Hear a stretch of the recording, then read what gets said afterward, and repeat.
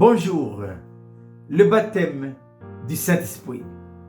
Voici la manne du jour. Et cette belle petite manne nous vient du Seigneur Jésus-Christ qu'il a donné à ses disciples avant de partir. Acte 1, verset 5. Jésus dit ceci: car Jean a baptisé d'eau, mais vous, dans peu de jours, vous serez baptisés du Saint-Esprit. Maintenant, qu'est-ce que le baptême du Saint-Esprit?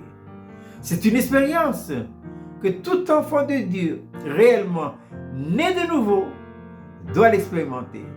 Sinon, on est né de nouveau, mais il est quasiment impossible de rendre un réel témoignage. Et pourquoi? Parce que c'est toujours la vie naturelle qui est aux commandes.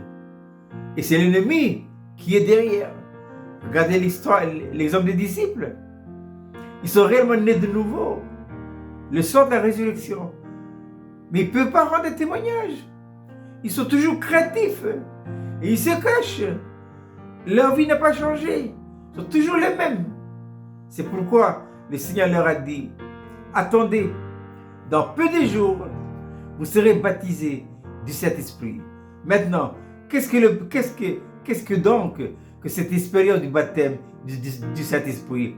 C'est la séparation de l'esprit et de l'âme.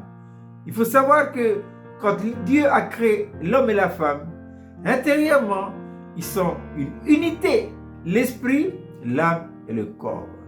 Et avec cette expérience, cette unité intérieure, il y avait dans le jardin d'Éden une réelle communion entre Dieu et l'homme. Ça passe. Il n'y a pas d'intermédiaire, il n'y a pas de coupure. Mais c'est quand le péché est intervenu qu'il est dit quoi? L'homme tomba dans la mort spirituelle. Plus de contact avec Dieu. Parce qu'intérieurement, c'est devenu un schisme. L'âme a usurpé une place qui ne doit pas lui revenir. Le Saint-Esprit seul est l'élément de réception. Dieu parle à l'esprit, il ne parle jamais à l'âme. C'est pourquoi, même étant né de nouveau, on a besoin de cette expérience-là. Si ce n'est pas fait, je peux amener une belle prédication. Je veux bien expliquer. Je peux tout faire. Mais Dieu voit. Il regarde. Et il examine d'où vient l'origine. Tant que l'origine n'est pas un élément crucifié, ça là, c'est double zéro à la poubelle. Réellement de nouveau, oui, mais il faut le baptême du Saint-Esprit. Et le baptême du Saint-Esprit consiste à remettre de l'ordre intérieur. Mon esprit doit retrouver sa juste place. Parce que quand Dieu a créé l'esprit, c'est pour être un élément de réception. Dieu parle par l'esprit. Il communique à l'âme. Et l'âme et le corps ensemble deviennent deux éléments d'exécution.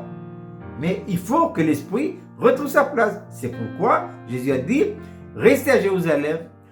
Jean baptisait d'eau, mais vous serez baptisés du Saint-Esprit. Et une fois que le baptême du Saint-Esprit a eu lieu, qu'est-ce qui se passe? La puissance tombe. La puissance tombe. Qui a amené la puissance? C'est le Saint-Esprit.